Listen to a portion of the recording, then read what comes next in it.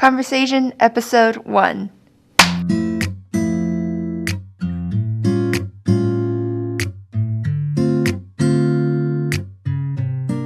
Hi, my name is Vincent and I'm a Vietnamese American. Hi, my name is Jay Thuy Nguyen and I'm Vietnamese. Hi, my name is Caleb and I am United States American. Hi, my name is Han and I'm Burmese. Okay, I can go next. What does your family think about your significant other? Okay, this is the hard one. My family loves her because she's Vietnamese, so she speaks fluent with them, and like she's not shy around them. She's pretty confident when she talks to them. Like she could talk to my dad and my mom, like just a normal conversation. So my parents want me to date a Vietnamese guy who speaks the language, and I was a little bit nervous when I bring him home because he speaks little amount of Vietnamese, but they really like him. They say he's a sweet guy, he's nice, kind, stuff like that. So they really like him now. My family is supportive to an extent, and I think that you get along well with them. Yeah, pretty well. Yeah, and they don't mind, if I like invite him over and things like that for family events and stuff. But I think that just based on religious beliefs on their part, they feel like they can only support things so much. So they try to be fair in how they treat, me and him versus my brother and his girlfriend. They try to be pretty even and fair about that. But I think that there are certain things that we probably haven't got to yet that things might get a little challenging. But for now, things are going well, I think. So since I told my parents, they were just fine with me being with a guy. But as soon as I started telling them that I'm officially dating them and planning for a long-term relationship, it actually freaked them out a little bit. I think there's still room for them to grow and room for them to learn. So, this is my favorite question. What is your opinion on intercultural relationships? I think it's pretty normal to date someone who shares a different culture with you, but you both have to just work on it your way. Just have to respect each other's culture and try to learn about it. But otherwise, I think it's just a normal thing to do. So we actually argue a lot on a daily basis on almost everything. But at the end of the day, I just have to see it all these differences as just a problem that we both need to solve through rather than like putting it against each other.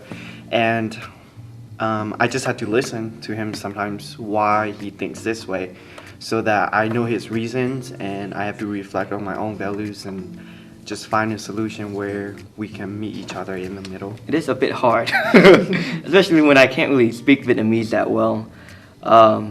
Even though I do share the same culture, do the same manners as her, but the language is very important, especially when I meet her parents. Like, I try to make a conversation with them and it doesn't interact. My pronunciation is really, really bad. That's true. And it just ends up, her brothers start laughing at me, parents start laughing at me, I can't do anything. It really kind of opens your eyes a little bit to things about yourself that you may have not considered before. So I think that it can be really healthy and challenging in those ways, but of course I don't think that that's for everybody, and so it just depends on if you would want to do that or not. So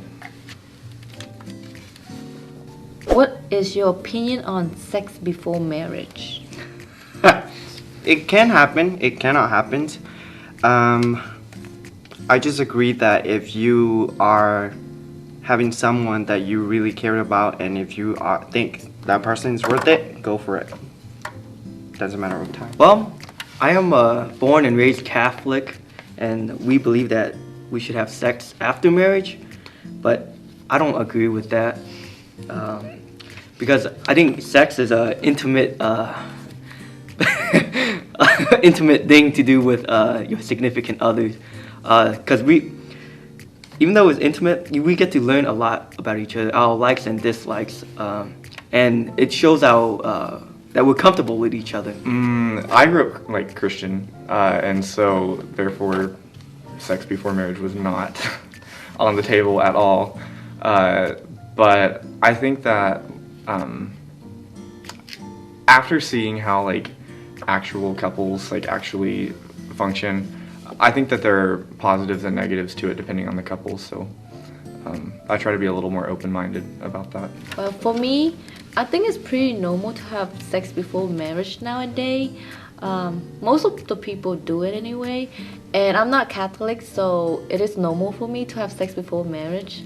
And I think having sex before marriage is a way to show how much we love each other and to see if we connected. Oh no. How do you call your significant other? Should I really answer that question? So I call him An, which is in Vietnamese, and it can go for brother or your lover. I want to keep calling him An instead of like you and me, because I want to have more connection with him. And I call her the opposite of An. Am. It's the same thing, like she said. Dumplings. Oh my god.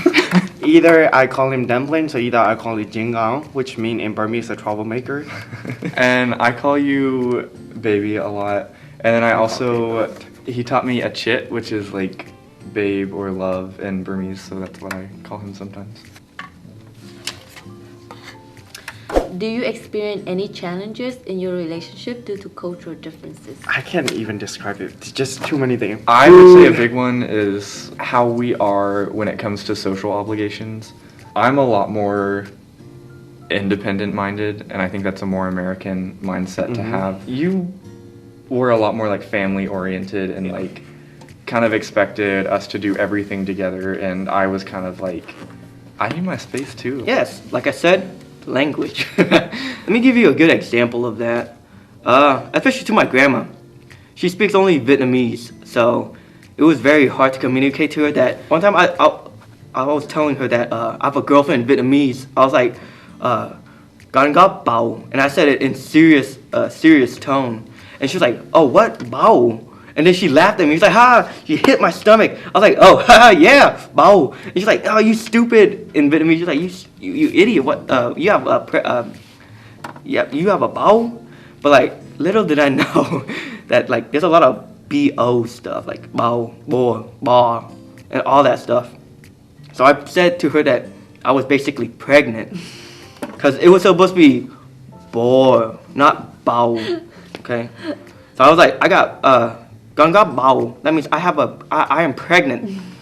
God, imagine if I took Twee over and then I opened the door. I was like, "Yeah, she's my bao," and then she was like, "Oh God, she's pregnant!" Heart attack. And I'm like, CPR. Just kidding. I like to laugh. I like fun joke, and then we have a lot of fun jokes in Vietnamese.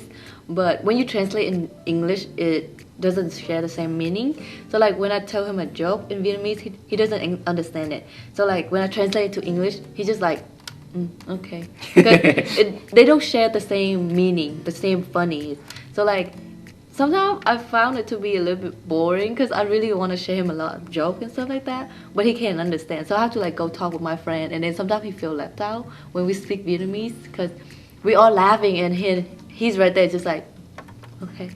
Okay. Next question. If you were to have a wedding, would it be more Western styled or Eastern styled? Explain. I think I would like to have both.